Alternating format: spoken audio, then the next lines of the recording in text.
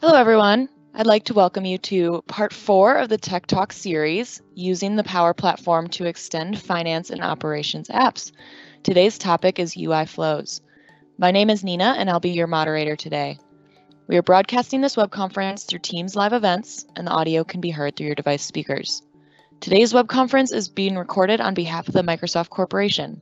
By participating in this session using Microsoft Teams, your name, email address, phone number, and/or title may be viewable by other session participants. If you do not consent to being a part of a recorded session, please disconnect at this time. Closed captioning will be available in the following languages: Spanish, French, German, Italian, Chinese, and Russian. To turn on closed captioning, click on the gear icon found on the lower right-hand corner of the video pane. From the pop-up menu, click on Captions Subtitles and select your language from the options that appear in the drop-down menu. The recording of today's session will be available on the Tech Talks Community Dynamics page within 5 business days. If you have questions for the presenters or need support, please use the Q&A panel located on the right side of your screen. Our presenters will be responding to your questions throughout the event. Thank you for your patience during these announcements. Presenting for us today from Microsoft, we have Rachel Profitt, Senior Program Manager. Rachel, over to you. Thanks, Nina, and thank you everyone for joining today. I'm super excited to continue our series and really dive into robotic process automation and talk about how we can use UI flows. Again, for those of you who don't know me, my name is Rachel Profitt. I'm a Senior Fast Track Solution Architect based out of Denver, Colorado. I invite you to follow me on Twitter, connect with me on LinkedIn, or check out my blog at dynamics365lady.com. In today's session, we are going to be starting out by talking about use cases. So I'm going to introduce UI flows for those of you who may not be familiar with it, since it is a pretty new product to the family. And then we're going to discuss and talk through all the prerequisites that need to be in place and installed before you can start using the UI flows. I'll demonstrate an example of a UI flow that's triggered by a business event. So like an outbound example, and then I'll also show an example that is going to read an update. In my case, it's actually human resources, but one of our finance and operation apps. And then we'll kind of finish up by reviewing those do's and don'ts. So again, that flow here is going to start with that overview, talk through a bunch of different scenarios and examples. I'll show you how to get started, and then we'll switch to some samples and demonstrations and close out with the do's and don'ts. So robotic process automation, or RPA, is our capability that's available in Power Automate that's referred to as UI flows. When we think about using RPA with finance and operation apps, the scenarios that I think fit best into RPA with finance and ops, or ERP, fall into kind of two main categories. The first is for outbound scenarios, where we'll use a business event to trigger our UI flow, and then we would do automation in some other system. And typically that other system is going to be a system that doesn't have a connector, a native connector for Power Automate. And for the second scenario or category that I think UI flows and robotic process automation works well with your ERP and finance and operation apps, is where there's no data entity available for your particular data point, or a scenario where maybe there is an OData endpoint, but maybe there's not an OData action that allows us to perform a specific step. So these are those inbound scenarios where I want to automate something that happens inside of finance and operations, but I don't have a data entity, or maybe I don't have an OData action on an entity that allows me to click and perform something. So we can now automate these processes by using UI flows. So for those of you who are not familiar, Microsoft Power Automate and kind of the RPA and UI flow capabilities were announced and released in private preview in fall of 2019. That public preview was made available last November, so we're about a year old now, and the solution became generally available back in April.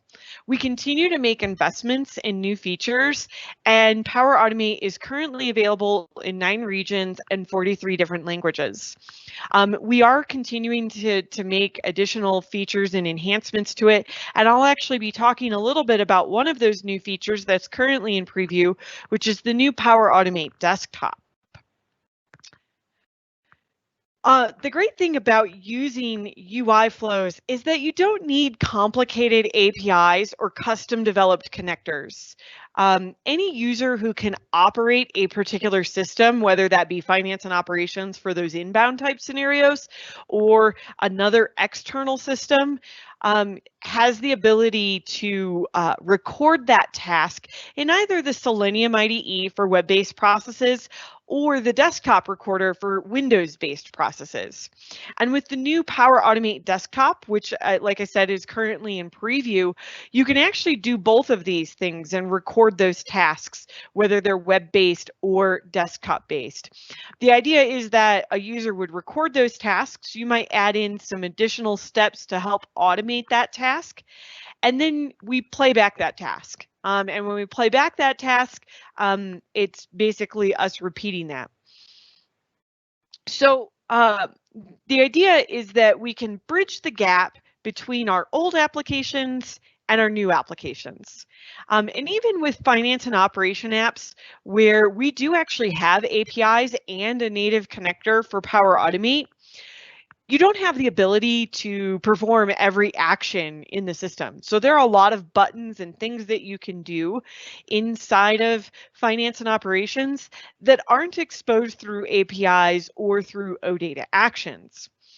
With Power Automate UI flows, that helps us bridge that gap and now makes it possible to integrate and automate all of your business processes without the need for coding. You'll want to still carefully consider your approach and volumes of data that will be processed with your automation scripts, as throttling or API limits may still come into play. A new UI flow with Power Automate can run in one of two modes, either attended or unattended. Attended is really intended for that individual citizen developer scenario, and it uses the local computer or device. And that process has to be kicked off by a human, clicking to actually start that process. While unattended is for enterprise scale type automation with high volumes. This is typically set up and installed on Windows Server 2016 or 2019, and it runs in the background. These types of flows are typically developed by an automation specialist or someone in your IT department or someone in your organization who is dedicated to RPA and automation or business process improvement. It's also important to remember that a flow might start out as attended, be developed by one of your users in a citizen developer type scenario, and it might later grow or be expanded into an automation process that's a more enterprise level type scenario. And at that point, you might switch it from being attended to unattended. So with that, I want to go ahead and switch gears and take a look at some scenarios. So the first four scenarios here that I've pulled together are organized departments, and they're all examples, and the statistics that are provided here are from Forrester. In the first example for HR, a staffing team wanted to reduce manual workloads for finding candidates and processing documents like I-9s, W-4s, and CVs or resumes. With RPA and optical character recognition, or OCR, and text analytics, the company was able to reduce human effort and intervention for exception processing, achieving automation rates of 80% for their printed forms and 42% for their handwritten forms.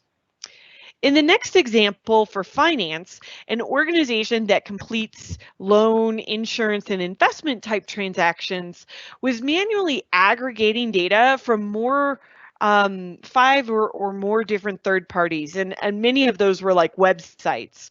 And by using RPA, they were able to reduce the manual processes to only a few structured data fields. A bot was then able to execute the processes necessary to call out to those various websites to gather the additional necessary data. In the third scenario, we have a customer management type of scenario. And for this one, a provider of group disability insurance automated tasks such as policy cancellations that previously took 3 days from intake to completion and required work from multiple individuals within the organization. Now with the RPA in place, cancellations take a single day, and it's reduced the manual clicks in the system from 80 clicks down to 11, which also helped to improve the customer experience.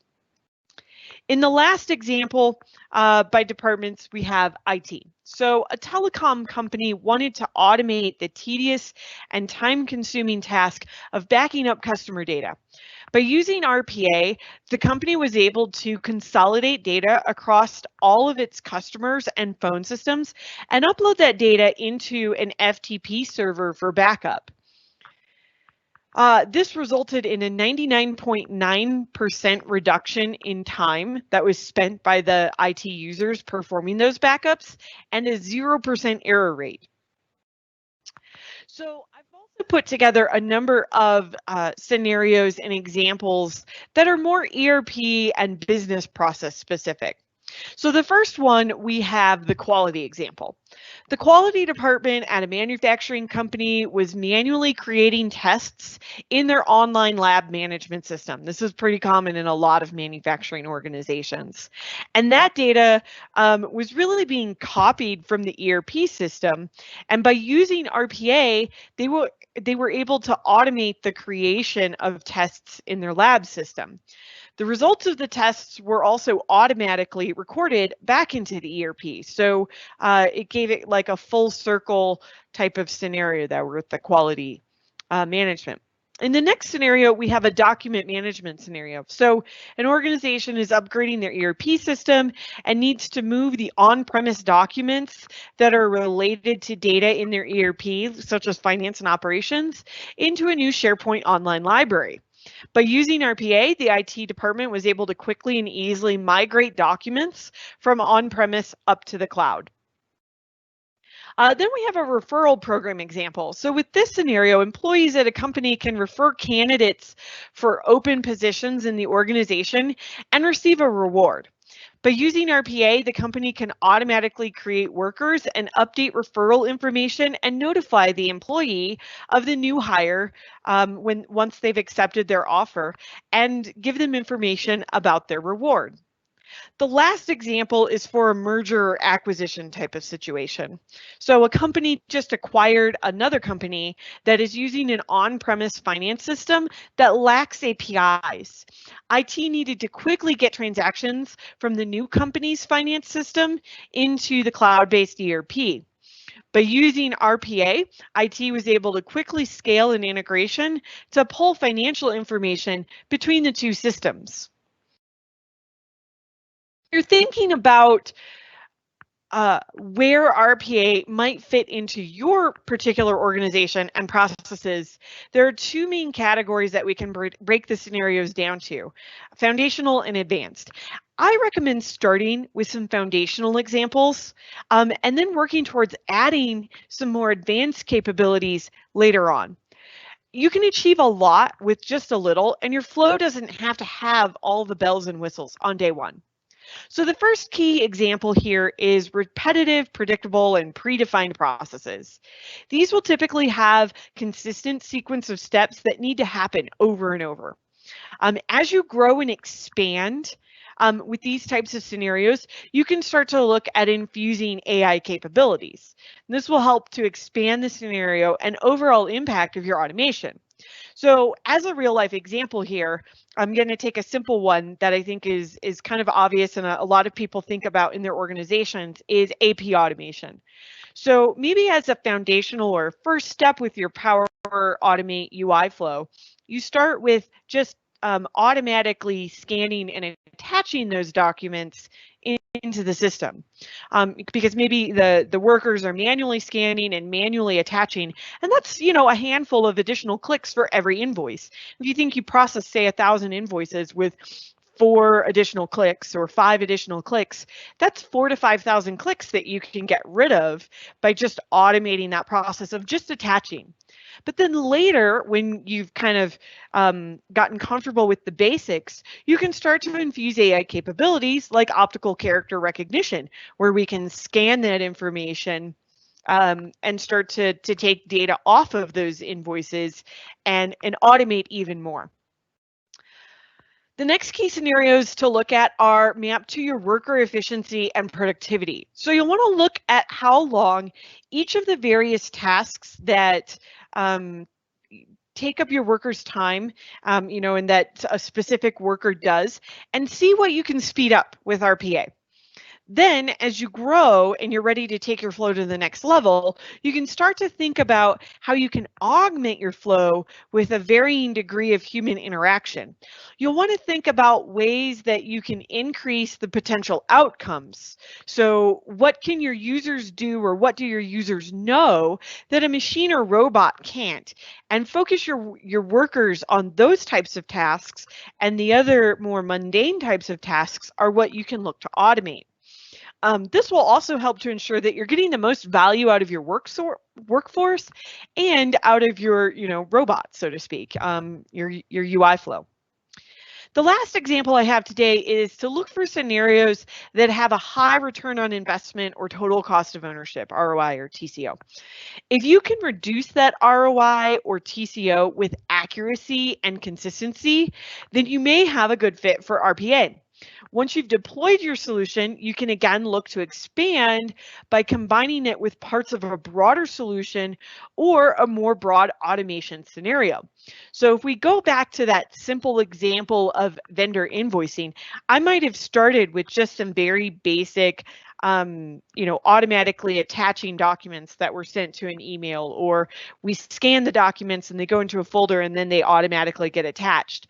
But then when I'm looking for my ROI and total cost of ownership, I might want to look to using those OCR capabilities, but maybe I want to go a little bit further with that and start looking at, well, how can I scan my product receipts now and automatically match those against my invoices, so we get that comparison of the two documents to each other. So, you know, not only am I scanning my invoices, but I'm now also scanning my receipts and trying to match those up together using AI and automation. And so now I can start to piece all of these little pieces together and make a much more broad scenario for my automation. So some examples that we can take a look at here, where we can kind of compare attended versus unattended UI flows. And I've broken them down into columns as well for citizen developer-led type scenarios and an automation center of excellence, or someone who might be doing this more from an IT perspective if you don't have a center of excellence. So for the attended examples, we have like compiling P&L statements. So this is likely, you know, something that an accounting manager can likely do within your organization. The second example here, like removing users from systems after they leave.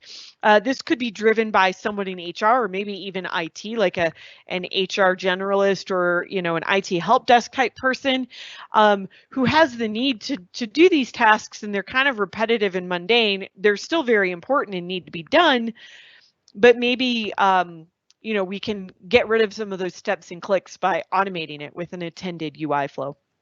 When we think about attended examples that, you know, are a little bit more center of excellence led, a receptionist check-in process or call center agent acceleration process are two great examples. Now, when we kind of switch gears and think about unattended, these are things where, you know, the user doesn't want to be there to actually click the button, you know, so we're going to run this unattended. So the example here is like, it could be Excel, it could be PowerPoint, it could be PDF, it could be really, you know, whatever you want it to be. But we want those reports sent out every Sunday night.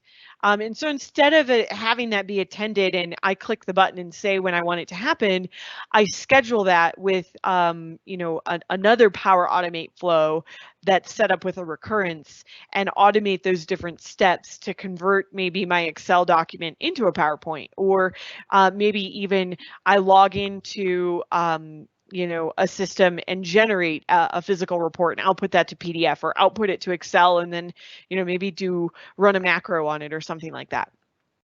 When we think about Automation Center of Excellence lead scenarios for unattended, this could include things like invoice processing or claims processing. So, the example that I was talking about with invoice automation is a great example that would likely be unattended, and it would require a little bit more than your citizen developer scenarios to make sure that you're covering all the scenarios and you're making an enterprise grade type of UI flow. So now that we've heard about how you might use UI flows, I want to switch gears and show you how to get started. So first up are the prerequisites. You'll need either a paid or a free trial license for Power Automate attended, or obviously you could use unattended if that's your intention as well. You'll also need a work or school account with admin privileges and Power Automate. So you'll need those admin privileges because you're going to be installing a number of things on your local computer in order to do the recording process. You'll need a Windows 10 Pro or Enterprise device, or you can use a Windows Server 2016 or 2019. Those enterprise grade type UI flows that are typically unattended are most likely going to be done on a server, and you wouldn't really want to run those on your local PC. It can be run unattended on a local PC, but you'll want to consider, if that's your local PC and it's running a pretty heavy duty integration and kind of constantly running, it's going to be taking up a certain amount of, CPU and memory on that local machine. And that's why the Windows Server is typically better for those larger scale enterprise type scenarios. You'll also need a browser, a supported browser, which we support Microsoft Edge, and you do need version 80 or later, or a Google Chrome browser. You'll also need an environment with a common data service database. So just having a common data service environment is not enough. The CDS in that environment does need to have a database. And then you'll also need a supported keyboard. And obviously, if you're recording mouse clicks, you'll need a mouse as well. And for some additional details, you can go online and find the full list of all the keyboards and types of devices that are supported. So the first step is to install the desktop application. And the installer contains all the components that you need to record, edit, and test your automations. So you'll want to follow the instructions on that download. You'll open it up, run the file. It's typically going to be in your downloads file after you download it. And depending on what browser you're using, that behavior might change a little bit. If you're using Edge or Chrome, that changes a little bit how downloads are presented in the browser, but then you'll just kind of follow that wizard. You're going to select the options. So there's checkboxes, which is what you see in the screenshot here on the right-hand side, where you can choose if you want to install the UI flows for Edge and Chrome, as well as the browser extensions. So this is the legacy way of creating UI flows. And you can also use that same wizard to install your Power Automate desktop. And then you'll click that install button at the bottom, and it will go through that installation process. On the next page of your wizard is where you'll need to select to enable your extensions. So if you are going to be using UI flows and you're going to record anything in a web browser, then you'll need to, that's going to be using Selenium, you'll need to enable the extensions. The legacy UI flow extension is different from the new Power Automate desktop extension. So it's important that you select the right one. It doesn't hurt anything. You can install all of them. And if you want to be able to switch back and forth between browsers or between Power Automate desktop and the legacy UI flows editor, you can do that as well. That won't hurt anything. And I strongly recommend after you enable those extensions that you also restart your browser. But then you can also launch your Power Automate desktop by using the button on the wizard. So when you're installing that Selenium IDE, you'll go through that process. I've included the link here on the slide, which will be provided. So you'll download and install that for Edge or Chrome. And if you're using Edge, you'll also need to mark and click the button that allow extensions from other stores. And then once you do that, then you can click Add to Chrome. Again, I do recommend that you restart your browser after you install that Selenium IDE. Another component that you may need is an on-premise data gateway. This is used if you're planning to trigger your UI flow from another flow. So if that's an event, a schedule, or a button flow on a remote device. So the links here provide some additional information on how exactly to install and configure that on-premise data gateway. So now that you've installed and configured all those different prerequisites, you'll need to create a UI flow connection. This will be used to connect your UI flow from your standard flow. If you aren't planning to, create a standard flow and connect, to a UI flow and fully automate it, and a user's always going to click to run that flow from either Power Automate Desktop or from the UI flows in the web browser, you don't need to do this step. It's just if you're going to have that gateway, but you can see there's a screenshot here where you put in that domain and username information and select the correct gateway that you want to connect to that you've installed on your local computer or on your server. So now that we've kind of taken a look at all these different prerequisites that you'll need to do, I want to switch gears and take a look at some real life examples. So the first example here, this is actually one of my clients. They're about to go live in 2 or 3 weeks, and they're currently using Dynamics AX 2012. And they are upgrading everything to finance and operations, but they had used the HR module pretty extensively, along with a fair number of customizations, and they're now re-implementing their HR module on Dynamics 365 Human Resources. They had a requirement that they needed to migrate all of their document handling attachments from their workers.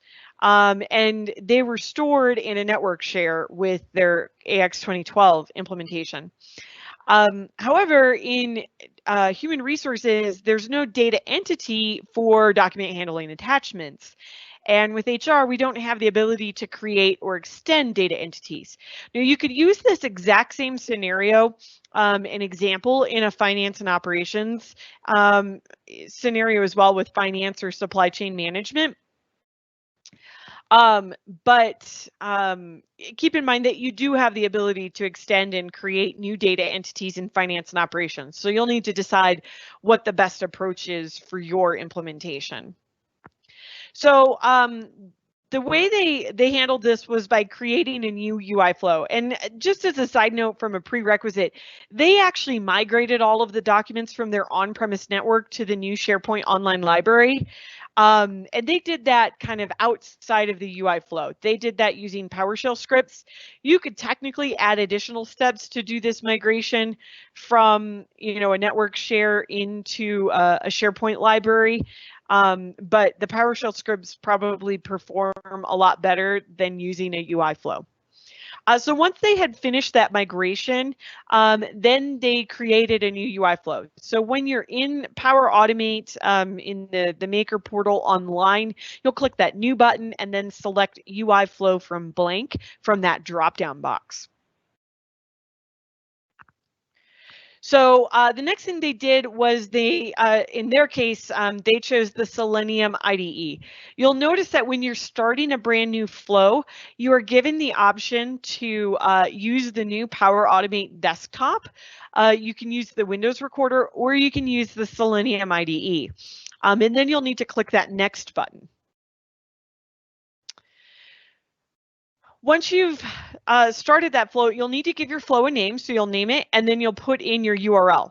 For their example, they actually put the URL, and in part of their human resources URL, they included the variable or modifier at the end of the URL for the actual company and for the worker page. You don't have to do that, but it's certainly more efficient to do that because it'll take you right into that specific page. Then you don't have to, navigate from your homepage. You can definitely navigate to that homepage and then click, on the navigation pane or search for a page just like you normally would. But those are additional steps. And when you kind of multiply it out by 7,000 of these things, if there are clicks or steps you can eliminate, that will always help to make the process more efficient. It is important that your URL does have to be a real URL, otherwise that launch recorder button won't be available. So once you put a real URL in, you can click that button, and then it'll open up the Selenium recorder. So that Selenium recorder up in the upper right-hand corner is a little REC red button that you can click on. And once you click on that record button, it will open a fresh browser for you, and then you can record your steps. In this case, right, they navigated into the worker, searched for the correct worker, opened up the document handling, and then clicked the new button to insert that file. And then they put in a name for the file and a path for the file, save the record, and close down the forms. Obviously, your steps might be different, slightly different, and you can record steps of anything. In this case, we're recording human resources. It could be finance and operations. It could be commerce. It could be really just about anything that you want to record.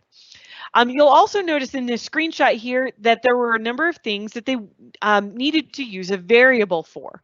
So the variables are expressed, you don't use the quotes, you just use the $sign and some parentheses, and then you'll put the variable name in between the parentheses. So in the screenshot example here, you can see a file name. There's also a file path, and up further, which you can't see it in the screenshot, is a personnel number.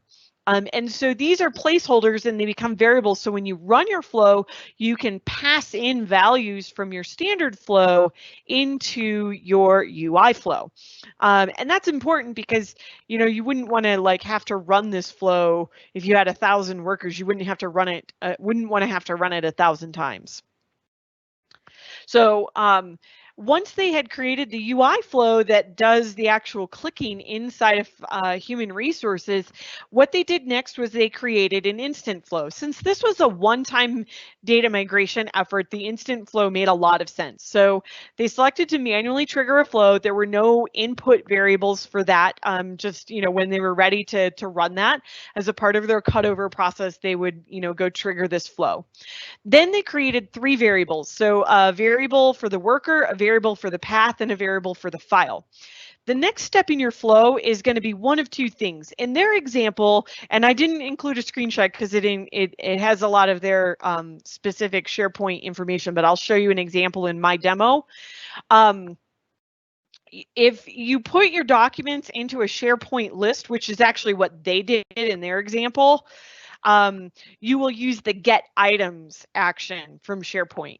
If you put your documents into a SharePoint document library, you will use the get files action from SharePoint. So it's slightly different, and the parameters that you pass in and that you need will be slightly different. So once they did that, then they were ready to kind of say, okay, so for each item that is in that SharePoint list, we want to loop through those. So there's an apply to each, and for each one of these, we set the variable.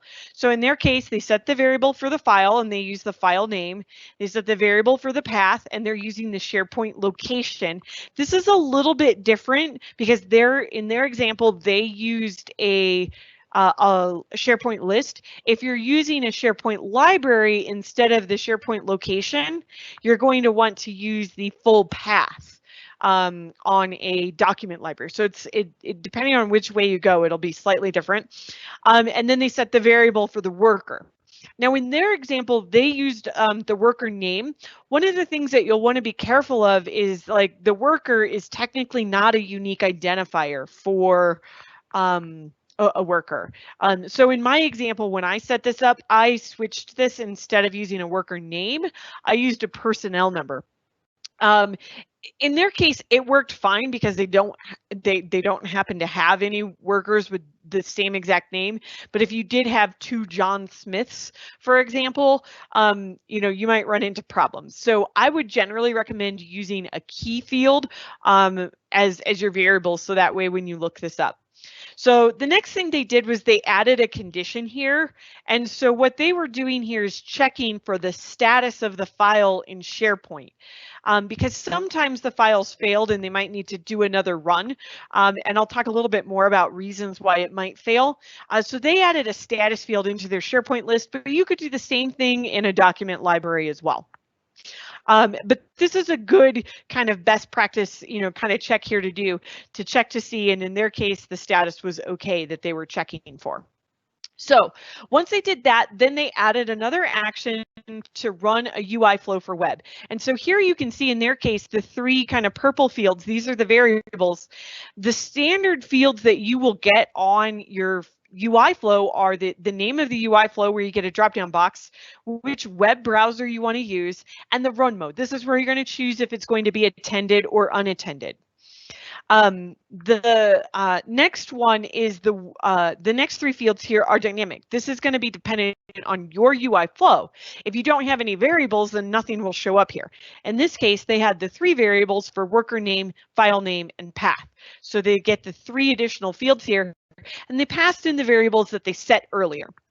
Then the next thing that they've done here is they've added another condition, and in this case, they're checking for the body of that UI flow and checking to see if it contains error. So that's checking to see, did the UI flow run successfully? If that UI flow ran successfully, then they have a yes path and a no path. They're both exactly the same. The only difference is that on the yes path, they're and both of them are using the update item. If you are using a folder, it's not an update item, it's a update. I think it's called update file is the name of the action that you would use. And so if I were to expand this, you would just see that they're setting the status. So if there's an error, they set the status to error. And if there's no error, they set the status to okay. So that way, if any of them fail, they get set to error and they can run it again, fix whatever the problem might be, and then go on. Another tip for you, when you're first connecting to a UI flow, you'll get the previous screenshot that I showed when I was showing how to set up the on-premise gateway.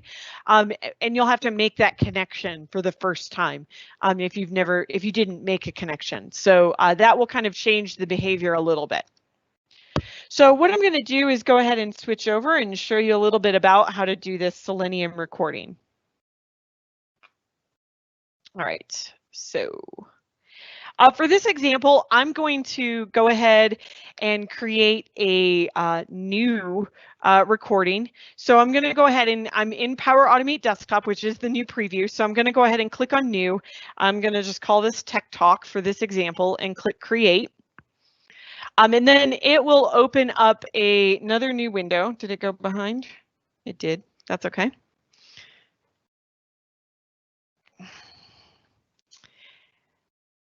And while that's loading here, I'm going to hop over to my browser. Let's refresh here.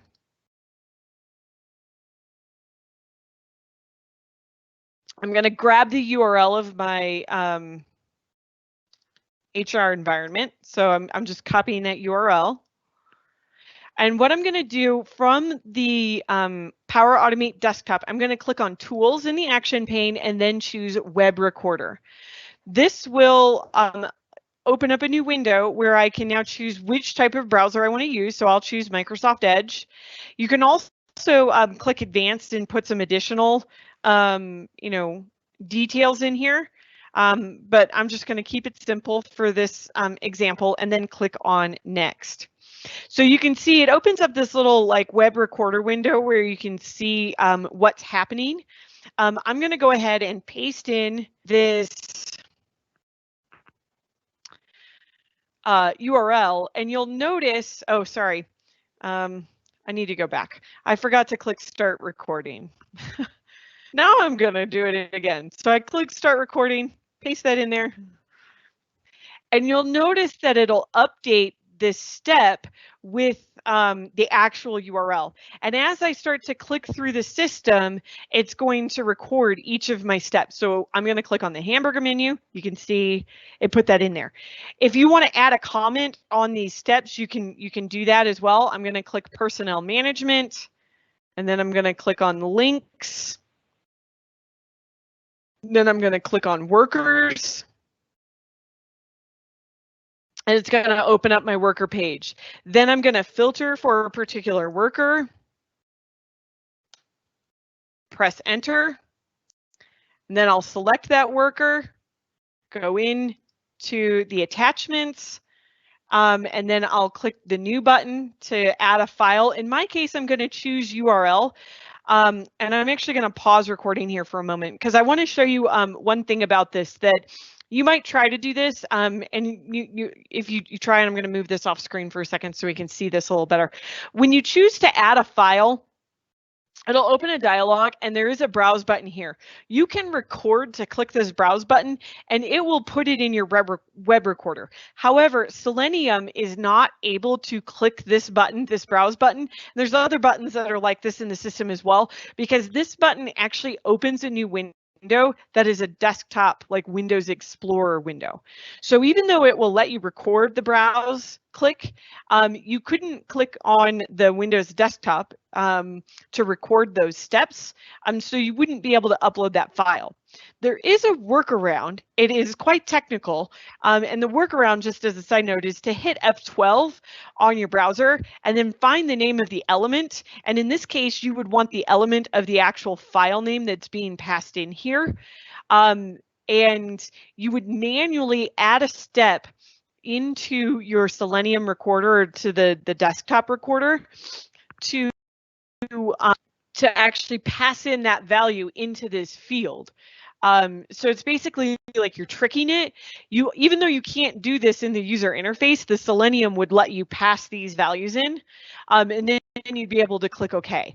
So that's kind of the technical workaround, and you do have to kind of dig through the browser, and unfortunately when you open F12, like none of the elements are named very friendly. They're called like input 1 and input 4 and input 5, and so you'll have to kind of play around with it and figure out what the name of that actual field is, and depending on your form it might be different.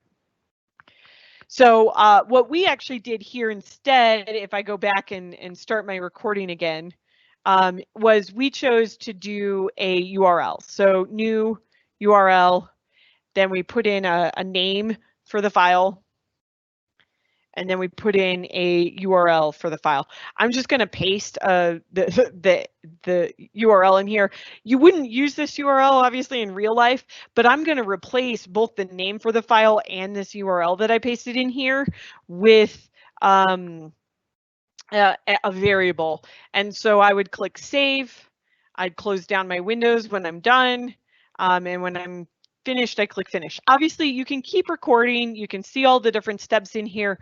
One of the things that you will likely need to do is to add in some wait time, because when I go back to run this and play this, it might work the first time, it might not. And a lot of it has to do with the speed at which a page loads. So it's like a robot and it's just trying to go click.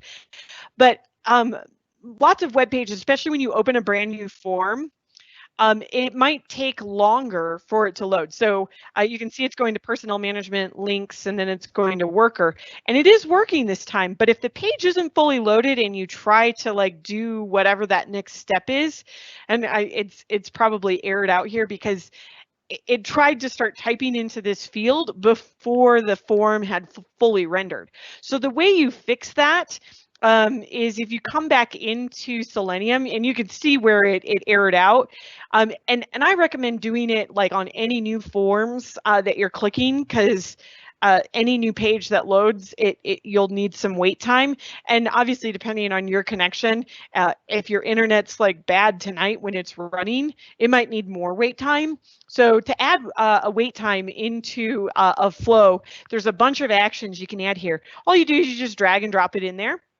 And then you say, oh, I want to wait 2 seconds. You hit save, and obviously you can add as many of these weights, but there's all sorts of other things you can do with this Power Automate. Once you're done, you save this. Now you've got the UI flow saved that you can start to put into your regular flow. So you can see it saved. I can keep making changes to this. This is over here on the right is where I would add and change these inputs. So you would add those inputs. And you can see right where I populated that text. So this is where I would want to edit that and change it to a variable instead of my hard-coded value. So what I want to do is I want to switch to the browser and show you the actual flow. So I'm over here in Flow. I'm going to open up this one. No, this is the UI flow. I want to go to the regular flow. So I'm on the UI flows tab right now. So, and you'll notice when you are in the Power Automate Maker portal, there's a separate tab where your UI flows go. If I switch back over to my flows, this is where I can see the actual flow that I created. So there's my update personnel files. And if I click edit on this, this is my instant flow that is running this. So I've got the manually trigger, I'm initializing the variable. I'm using a get files in my example. So I'm getting the files and then I'm using that apply to each. I'm setting the variables, and now in this next step, that's where I'm ready to add in my UI flow. So when you're ready, you add in the UI flow, spelling counts. So you can find that UI flow. You can choose which type of flow it is. So is it one built by Power Automate Desktop or Selenium, etc. And then you'll use the drop-down box to choose which flow that you want. There's the TechTalk one. You choose your run mode, attended or unattended. I didn't put variables in this, so I'm not getting variables. But if you had variables, that's where I would pass those variables in. Then I can continue like you saw in the screenshots and keep adding those actions. So it's a pretty easy process when you're done. Obviously, you'll want to save it and test it. One of the things that I always recommend with your UI flow when you're doing the recording is test it once before you add your variables. Make sure that all of your clicks are working and your wait times are working. Before you kind of swap out the hard-coded values, so to speak, for the variables that you want to pass in. And then once you do variables, you'll need to kind of call it from another flow to be able to pass those variables in. All right, so that wraps up that example that I wanted to show. So we're going to go back and talk about the second example. So the second example is that quality management example. So the way I started here was by creating an alert rule. So just standard alert rule functionality when a quality order is created. And then I created a standard Power Automate flow that uses the trigger when a business event occurs. Just like always, when you're using this business events, you'll want to parse the JSON. So I added another step to parse the JSON, and then I used the get record. So the get record is used to open up and find the actual quality order header in my case. But you could get multiple records depending on if you needed, product details from the release products. You could do as many gets and save off variables and things like that that you need from as many records. But I use get record to do that. And then the next step is to actually call the UI flow. In my case, I use the Selenium IDE recorder to go record that. And then, after that, right, we actually now officially have more than 400 connectors. The theme used to be more than 300, but now we have more than 400. And you can now do whatever you want. So if you want to also send emails, get approvals, send text notifications, whatever it might be, all of those possibilities that you have with the 400 plus connectors are available to you. So with that, I want to go ahead and switch back over. I'm going to show you my flow and how to record those steps with this particular example. All right, so in this particular example, I am going to open up, thank you, I know about the Power Automate Desktop. So I've created a flow out here called Quality Assurance Tests. I'm going to go ahead and click Edit on this. So this will open up, my flow. And so I've started this flow here. I've got my when a business event occurs. It's set to the alerts. When an alert rule is triggered in USMF. If you have lots of alert rules in your particular environment, you'll want to make sure, and Murray showed this in part 3, where we dived into this in a little bit more detail, you'll want to click on that settings. And down towards the bottom, you'll want to add a condition to filter for a specific table ID or whatever you want to filter by, so that this flow only runs for your quality scenario. I only have one alert rule in my environment, so I didn't need to do that, but you'll want to make sure that you consider that. Then I parse that JSON.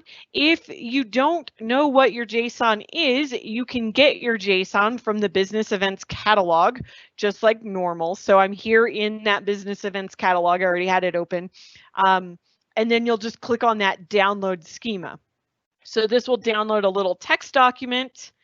And if we click on that to open it, there it is. Copy and paste that information and go back to the flow. The way this works, if you don't already have it in there, the content will always be the body of the previous step. And then you would say generate from sample, paste in the text that you copied from the downloaded schema, and then it'll paste it in here for you. The next step here is that I'm getting a record. So in my case, I'm getting the record here for my quality order header. So connecting to my environment, the entity name in my case was quality order header, and I'm passing in the object ID, which in this case, because it's coming from an alert rule, it's the key value 1 or key value 2. It could be both. It depends on what entity you're working with. And now I'm ready to go ahead and do a new step and call my UI flow. So if I come over here, right, I'm going to do a UI flow that's built with Selenium.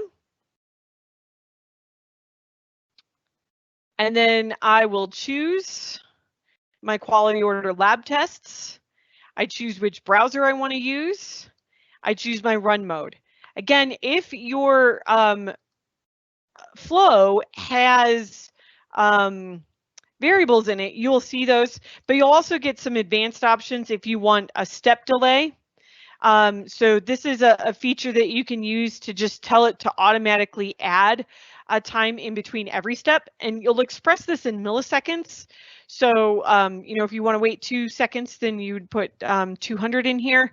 You can also put a timeout in here. So some additional settings to kind of help with that delay. But if you have especially long running steps or forms in whatever application you're opening, you might not want to wait that long between every step. So that's the advantage to just adding that wait manually into your flows where you want it to wait.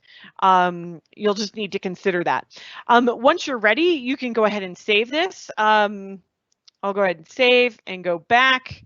I wasn't logged into my, that's okay. What I want to show you now is the UI flow that's related to this. So that UI flow was already pre-created. So here's my quality order lab test. If I click on this edit icon, this is going to open up the Selenium IDE. So this is the traditional, editor for the recorder. So there in the upper right hand corner is where you can see the record button. So I've already recorded these steps. I've got hard coded values in here, and I might need to add wait steps. If you want to test this before you start switching out for variables, so like if I wanted to switch this from just like some value that I made up and typed in when I was doing the demo, what I would do is come down here to the value, and this is where I would type in $, and then use my parentheses and say quality order number. So now I've got a variable in this that I can use to pass in the quality order number. I'm just going to put some random numbers back in there. I'm going to go ahead and click play on this. This will error out because this website, it's a free quality lab management system, and this pop-up keeps coming up about the password. So I have to click. I can resume it. In real life, you wouldn't want to use this particular quality management system, but the idea here is that I can record steps in anything. I just found this free demo quality management lab system in here, and recorded some steps. But the idea is that it would put the tags in, it would put the the experiment details in, a title in, that sort of thing in my steps. So you can see it's failing here. And the reason it's failing was because I got that pop-up and it's unaware of that pop-up. And you'll run into some situations like this where the behavior when you record is slightly different than the behavior when it runs as a test. And part of that is because when Selenium runs, it always opens up a fresh browser. So you'll want to carefully test that and make sure that it's working both ways.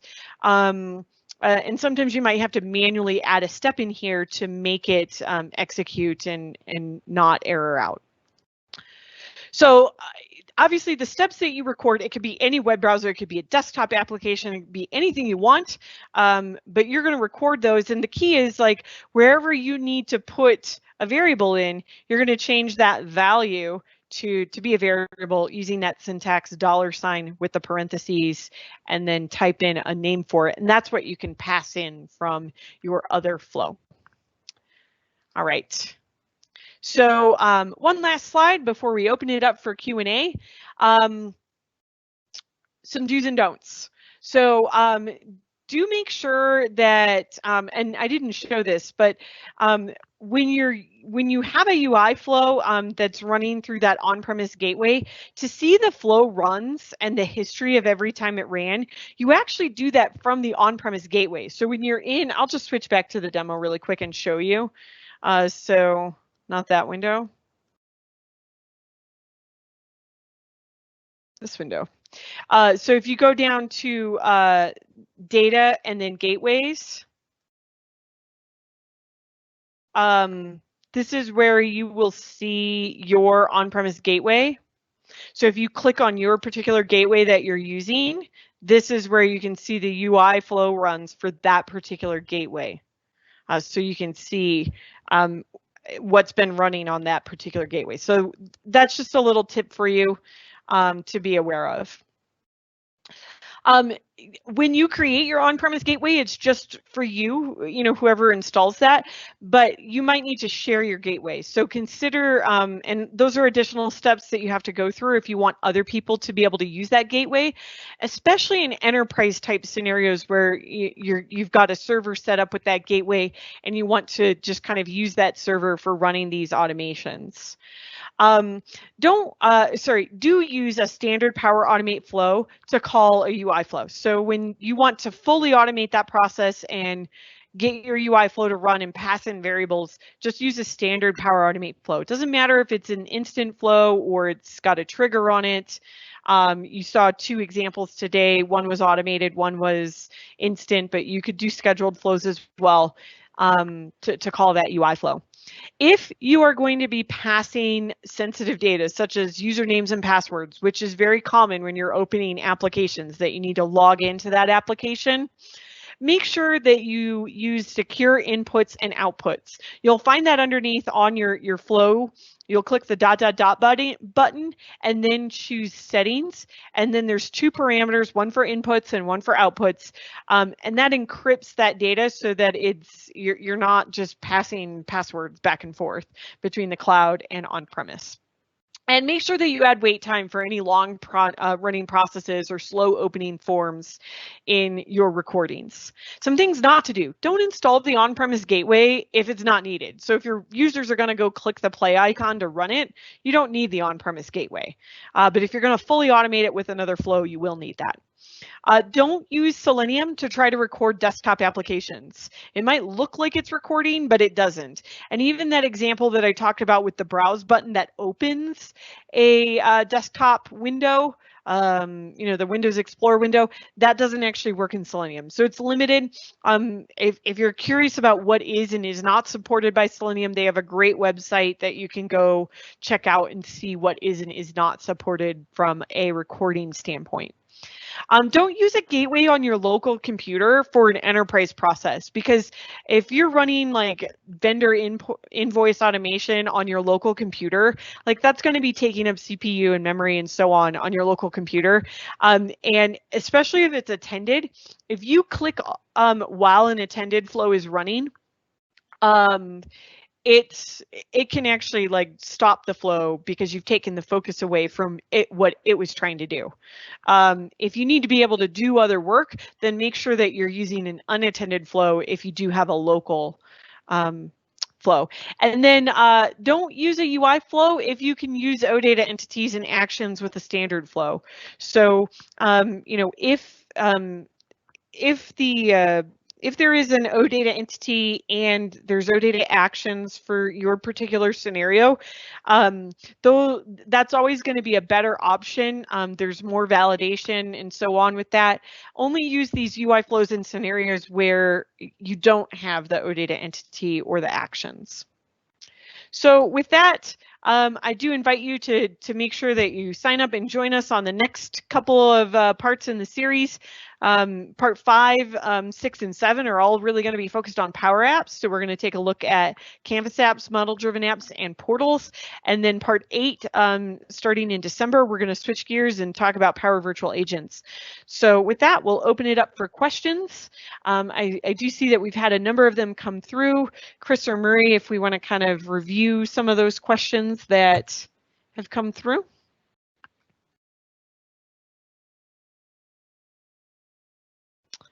Let's see. Oh, sorry. Hi, Rachel. This is Chris. Yeah. Hi, Chris. Hi. I was talking to a muted microphone. Yeah, so there was some questions that came through. One of the first questions was saying that they had tested UI flows against finance and operations to automate manual entry of products, and that the web experience was not recorded well. Any suggestions? And I gave the tips of slowing down to 3/4 speed and or adding a 1 to 2 second delay, and then potentially targeting different attributes. You mentioned the delay. I wonder if you had also had experimented with targeting attributes before. Yeah, so I will tell you, even when I was recording, the Selenium IDE is a little bit more tricky than the new Power Automate desktop.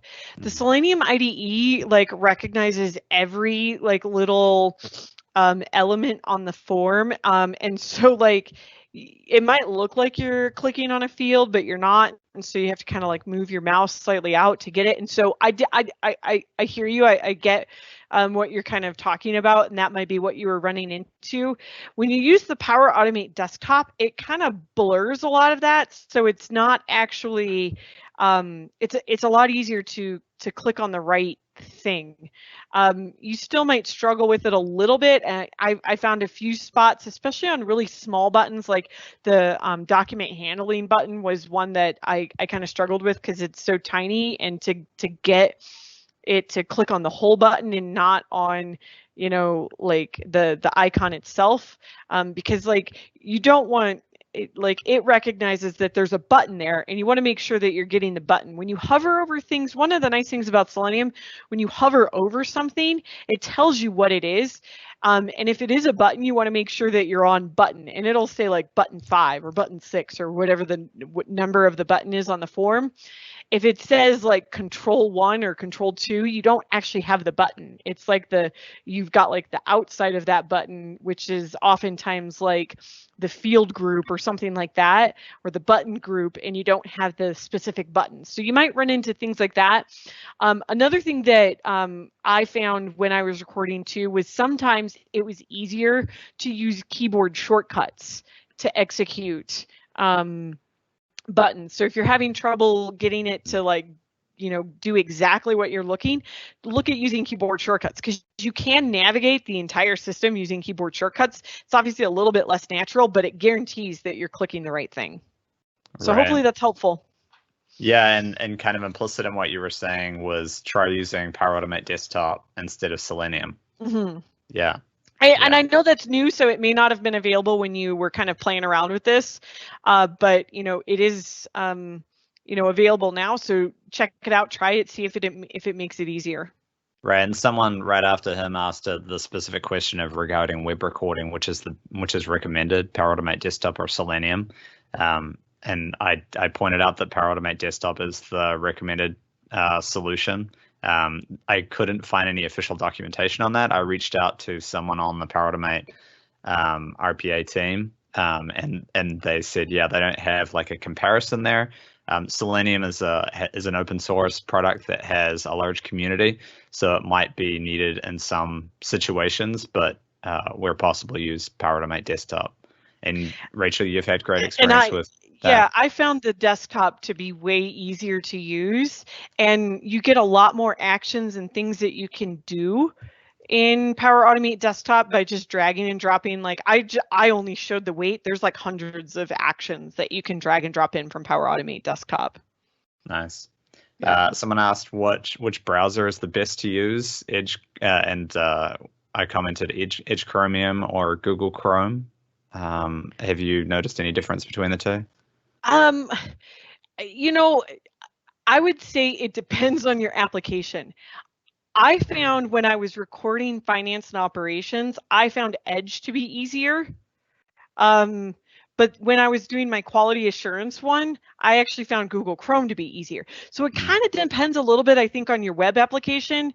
And keep in mind too, like depending on your web browser, like the behavior of, and make sure that you're always starting fresh on a clean browser, and like you don't save sign-ins and all sorts of stuff like that, because like when you record it, it might be using a save sign-on, but then when it runs in real life, it's going to use, like it's not going to know what user to sign in on, especially like if you're using unintended on a server or something like that. So that can be a little tricky, and the behavior is slightly different between Chrome and Edge, but I would say it depends on the web application. Right. Choose the browser that works best with that particular web application, and that might vary by your web application. Right. So the next question was about the on-prem data gateway and whether that can be used for on-prem finance and operations instances. I mentioned that they should be accessible via URL, so the data gateway shouldn't be needed for accessing those. However, a data gateway is needed to run a UI flow unattended. Did you want to comment on that more?